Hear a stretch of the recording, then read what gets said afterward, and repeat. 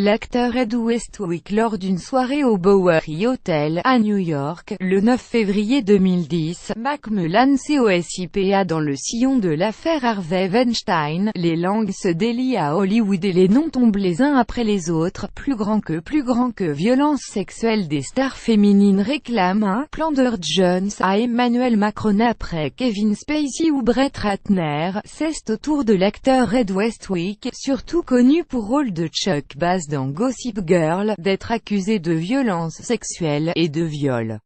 La victime est Christina Cohen, une comédienne peu connue âgée aujourd'hui de 26 ans, et de 23 ans au moment des faits. Nous devrions tous baiser, le dernier mois a été incroyablement difficile. Comme tant d'autres femmes, j'ai moi aussi une histoire d'agression sexuelle, raconte-t-elle dans un post Facebook. J'ai retourné la chose plusieurs fois dans ma tête, ne sachant pas s'il fallait que Jen parle, ou encore si je serais entendue, mais elle prend aujourd'hui courage à deux mains. Je suis brièvement sortie avec un producteur qui était ami avec Ed Westwick. C'est ce même producteur qui m'a emmené chez Ed, où j'ai rencontré l'acteur pour la première fois.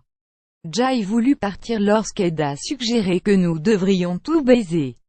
Mais ami producteur ne veut pas paraître malpoli, et Ed les invite à rester dîner. Son ami a rejeté la faute sur elle mais Christina est fatiguée et veut partir. Ed lui propose alors de s'allonger dans la chambre d'amis. J'y suis allée, et je me suis endormie.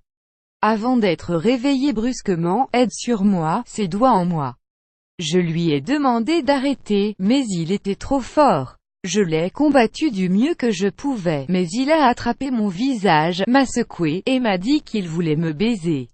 J'étais paralysée, terrifiée. Je ne pouvais ni parler, ni bouger. Il m'a maintenue et m'a violée. Plus grand que harcèlement sexuel. La police britannique aurait ouvert une enquête contre Kevin Spacey. Son ami producteur a alors rejeté la faute sur elle, et expliqué que l'acteur connaissait des gens qui pouvaient la détruire et mettre un terme à sa carrière.